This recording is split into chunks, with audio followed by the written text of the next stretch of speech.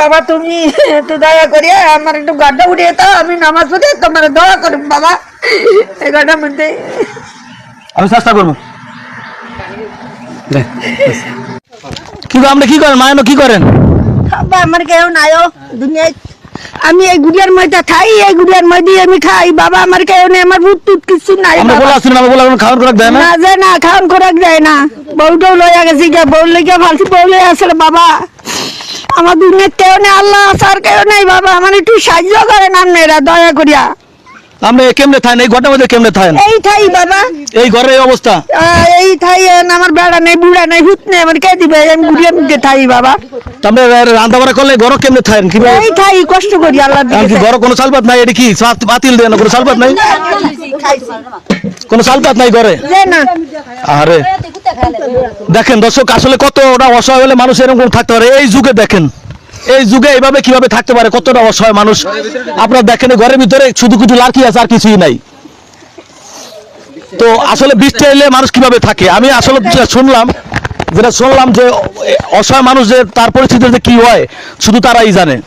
তা আমি আমার এই এলাকার চেয়ারম্যানের কাছে আবেদন জানাচ্ছি যে চেয়ারম্যান উনি খুব ভালো লোক, আমাদের বর্তমান করে দেয়। আর আমাদের এমপি মহোদয় সাহেব, আপনারা বেশি বেশি শেয়ার করবেন এই ভিডিওটা, ওনার কাছে যায় যে একটা মানুষ কিভাবে এরকম থাকে।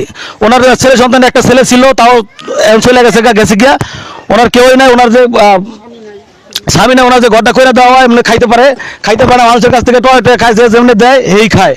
তো আমি আপনাদের কাছে অনুরোধ করছি, আপনারা অবশ্যই ভিডিওটা শেয়ার করবেন। আপনাদের শেয়ারের মাধ্যমে যে ভিডিওটা এমপির কাছে যায়, এমপি মহোদয়ের কাছে, উনি যে একটা ঘরের ব্যবস্থা করে দেয়। দুনিয়াতে যদি ঘর বাড়ি না থাকে, ছেলে সন্তান না থাকে, সে যে কতটুকু অসহায় একমাত্র আল্লাহ জানে। যে মুরব্বী, যে এর কি অবস্থা, কি অবস্থা, কেমনে খায়, কেমনে চলে?